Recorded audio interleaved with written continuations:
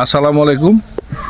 10 নং বড়চনা ইউনিয়নের 2 নং ওয়ার্ড শাবলারপাড় হিন্দুপাড়া আদিবাসী কোচ হিন্দুদের একটা বাড়ি উচ্ছেদ করা হয়েছে। বাদী জসিমউদ্দিন তিনি এই উচ্ছেদ করছে, কিন্তু এই ব্যাপারে আমি কিছু জানি না। 1 বছর আগে সে একটি রায়ের কাগজ নিয়ে আমার কাছে লেগেছিল। আমি বলছি যে এটা আমার দ্বারা সম্ভব না কোনো মানুষের বাড়ি উচ্ছেদ করা। তো হঠাৎ করে গত বৃহস্পতিবারে আমার জানা নাই, আমাকে কেউ জানায় নাই, তাদের বাড়িতে 4টি ঘর এবার ভাঙচুর করে ফেলে গেছে। আমি পরিদর্শনে এসে দেখলাম এবং আমি আমার সখীপুর উপজেলা নির্বাহী কর্মকর্তা ইউনুস স্যারকে আমি জানাইছি এই বিষয়ে আমি সঠিক তদন্ত করে পেপার কাগজপত্র দেখে এটার ন্যায্য বিচার আমি প্রার্থনা করছি। আসসালামু আলাইকুম।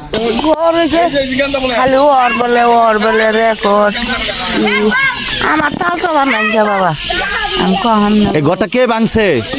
জসিমে ভাঙছে। হ্যাঁ, আপনি এই জায়গাটা কিনছিলেন? কিনছি। আমার মাসে বাড়িতে কাম করে আমি কিনছি 5 দিন জায়গা, 5.5 দিন।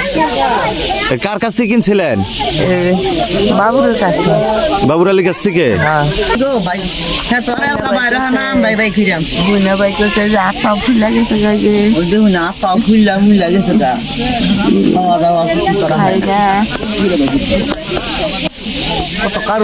বাবুর বাড়ি থেকে আমরা কিনা নিছিলাম। কিনা নেওয়ার পরে 35 বছর ধরে আমরা এখানে বাড়ি করে রয়েছি। তো এটা নিয়ে জসিমে মামলা করছিল। মামলার থেকে আমার ডিগ্রি দিয়ে দিছি যে বন বিভাগ যে থাকে তারই, যে দখলে থাকে। সেই ডিগ্রির কাগজ আপনার কাছে আছে? না, ডিগ্রির কাগজ নাই, মামলার কাগজ আছে। বাবুর ভাই যে ট্যাম কেটে দিছে ট্যাম আছে।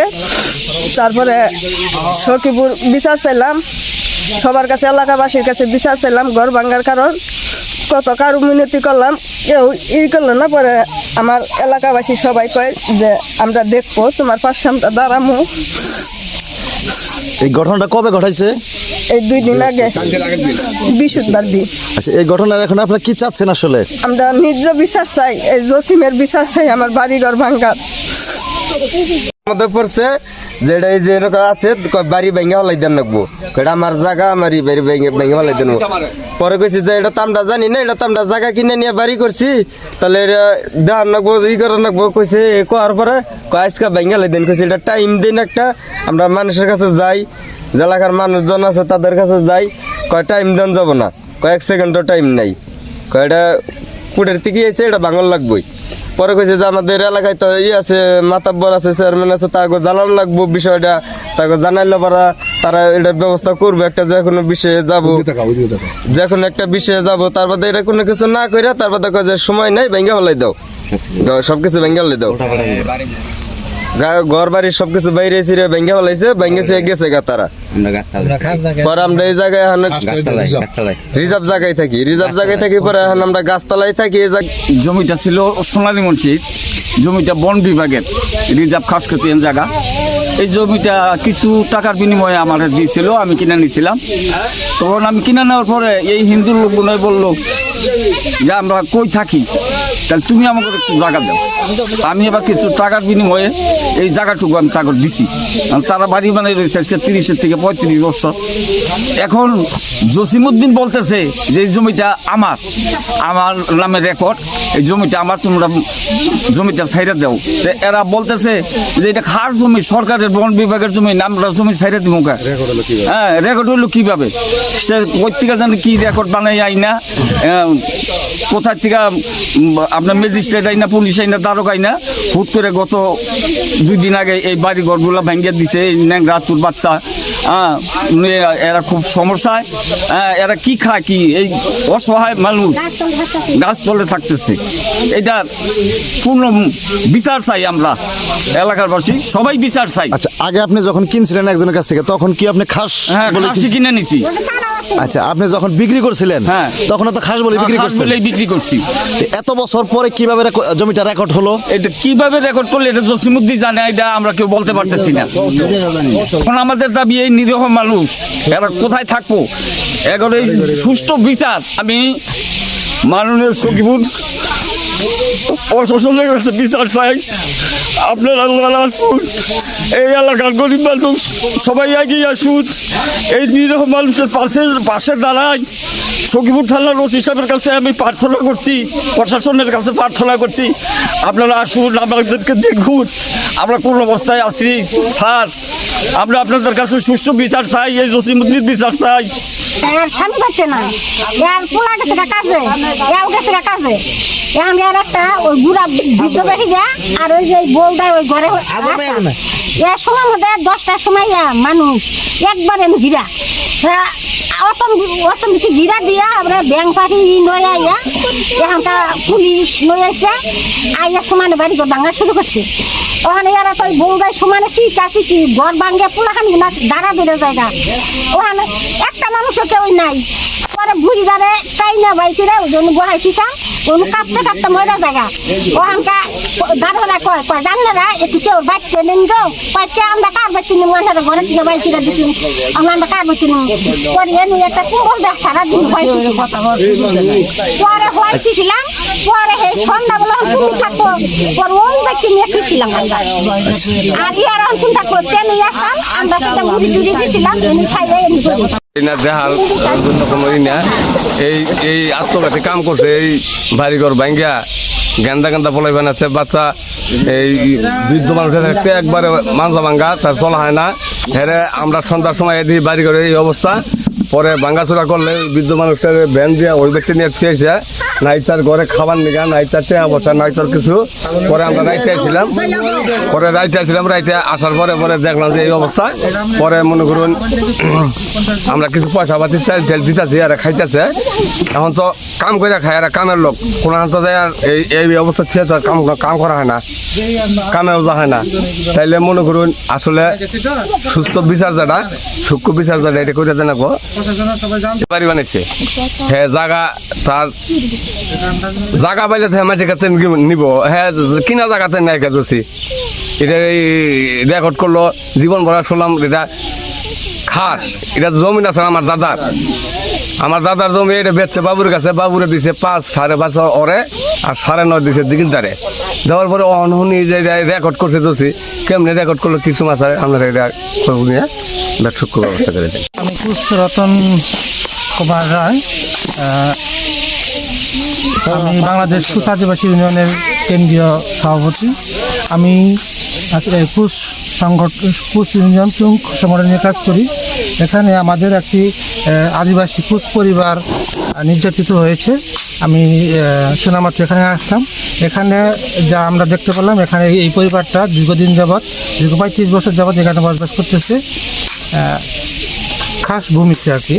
কিন্তু এর মধ্যে একজন দুষ্কৃতিকারী ভূমিদস্যু, তিনি যে কোনো কৌশলে হয়তো এইটা বাড়িটা ভেঙে দেয়। হ্যাঁ, এখন আমরা চাচ্ছি যে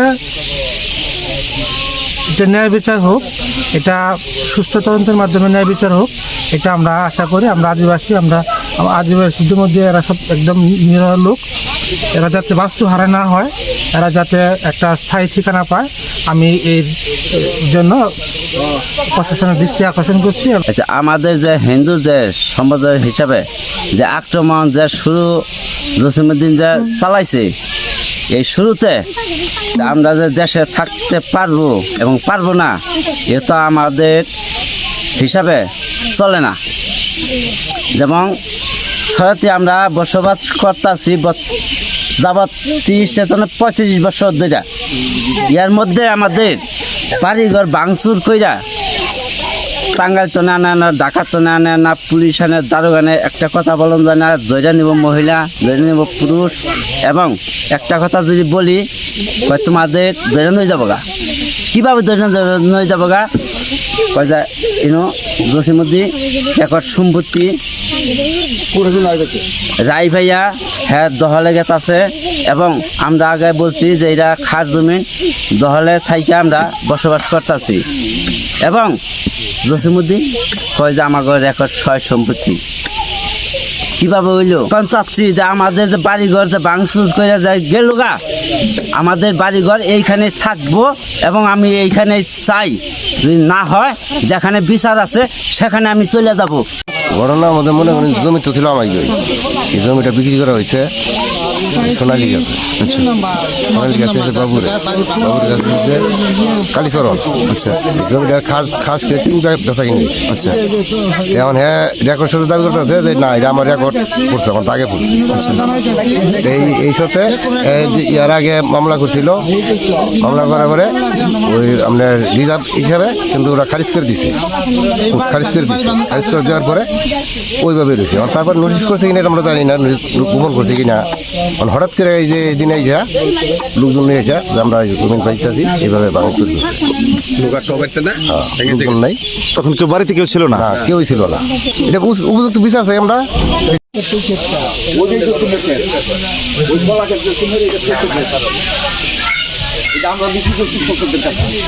আচ্ছা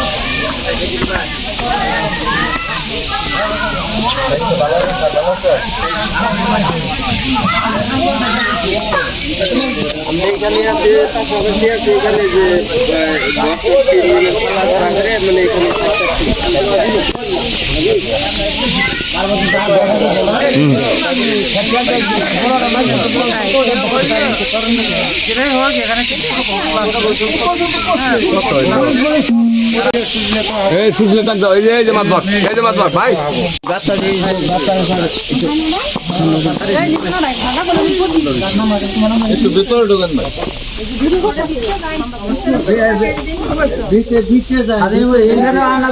সম্মানিত শুধু আপনারা দেখছেন যে আসলে বাড়িঘর যে ভেঙে দেওয়া হয়েছে, উচ্ছেদ করা হয়েছে, এরকম অভিযোগে আপনারা দেখতে পাচ্ছেন যে একটি মানবেতর জীবনযাপন করছে এবং একটি গাছতলে কিন্তু আসলে সকল ঘর বাড়ি ভেঙে দেওয়ার পরে কিন্তু আসলে তারা এই যে দেখতে পাচ্ছেন গাছের নিচে কিন্তু আসলে ঘরের চাল, টিনের চালগুলো এখানে রেখে তার ভিতরে কিন্তু আসলে বসবাস করছে। আসলে এটি একটি অমানবিক কাজের পরিচয় হয়েছে এবং খাস জমিকে, খাস ভূমিকে রেকর্ড দাবি করে আসলে এই বাড়িঘর ভেঙে দেওয়া হয়েছে।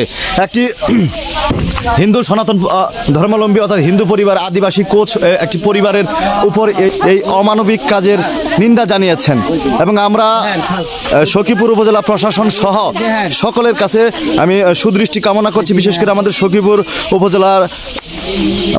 উপজেলা প্রশাসনের কাছে আমি সুদৃষ্টি কামনা করছি এবং যাতে এর সুষ্ঠু তদন্তের মাধ্যমে এর সঠিক বিচার করা হয়। আপনারা দেখছেন আমি সরাসরি দেখানোর চেষ্টা করছি যে সেই বাড়ি ভাঙা, আপনারা দেখছেন যে এই যে এখানে ঘর ছিল।